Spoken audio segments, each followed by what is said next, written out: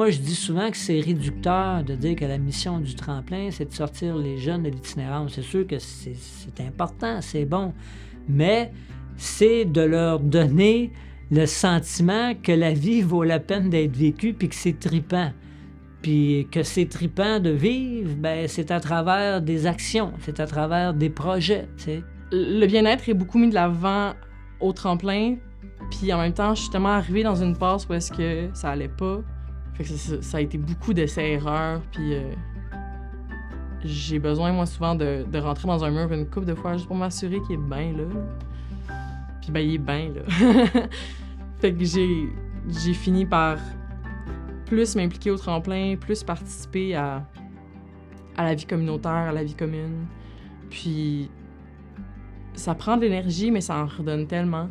On essaie de leur offrir des opportunités aussi, puis des occasions d'essayer différentes choses. Fait que, au conseil d'administration, dans le fond, il y a toujours un poste qui est réservé pour un résident-résidente.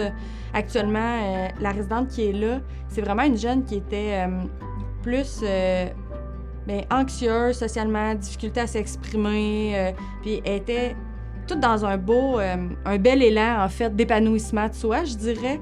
Puis de l'amener au CA, ben ça fait juste ajouter là-dessus, ça lui donne une confiance, puis ça donne une expérience de travail aussi, si on veut, une rigueur, tu sais, à être présent, à être là, à participer, à apprendre à s'affirmer, à donner son point de vue.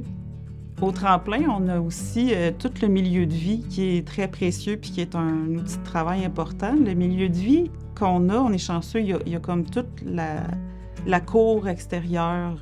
Fait que ça, c'est un endroit où on va faire des projets avec eux, on va les accompagner à comment ils veulent aménager ça, potager, des œuvres artistiques, un gazebo, les activités qu'ils veulent faire là.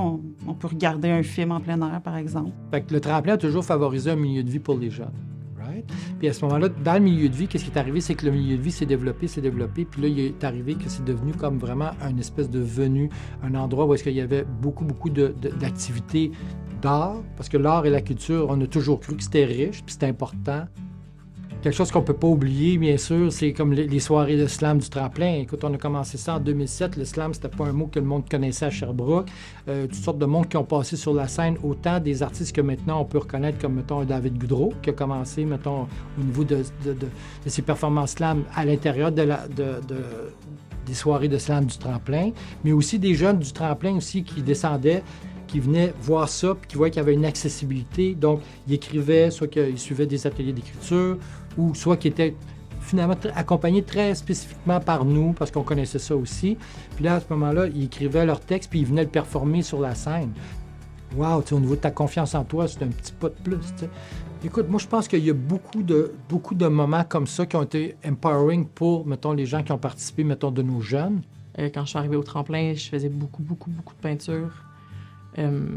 C'était ma façon d'évacuer, c'était ma façon de vivre mes émotions pleinement. J'avais montré un peu à Audrey ce que j'avais fait. Elle m'avait dit qu'elle trouvait ça vraiment beau. Puis elle m'avait dit « Je dis pas ça parce que je suis ton intervenante, là. » Fait que là, j'avais pris le temps d'aller voir Charles, de regarder ça un peu avec lui. Puis il m'a comme lancé de faire une expo au tremplin parce qu'il y avait l'espace en bas pour faire des expositions de temps en temps. Moi, c'était ma première exposition solo. Ça a été un processus difficile parce que c'était quelque chose qu'il fallait que je me présente. On prenait des rencontres, il fallait que je sois là. C'était plein de petites choses que je travaillais déjà. Puis j'ai réussi, puis il y a tellement eu de monde, j'en reviens pas. La salle était pleine. Ça a fait vraiment du bien. Puis ça, pour moi, ça a juste fait comme OK, next, tu sais, genre, on en fait d'autres.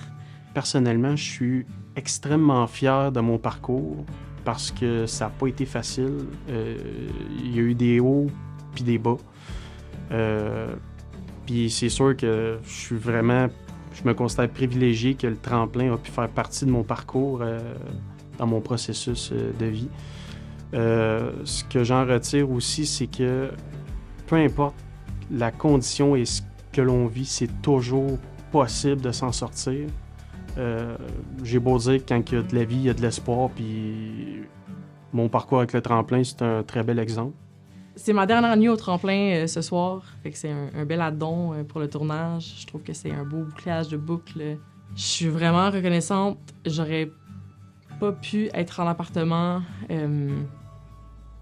à ce moment-là dans ma vie si ça n'avait pas été du tremplin.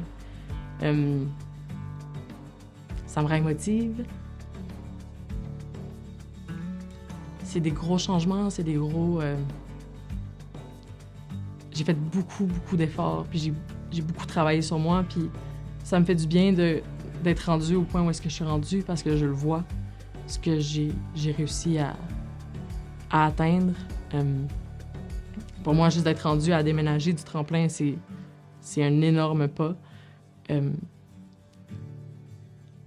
Je sais que je vais continuer à être backée par le tremplin. Je compte continuer à m'impliquer parce que ça me tient vraiment à cœur.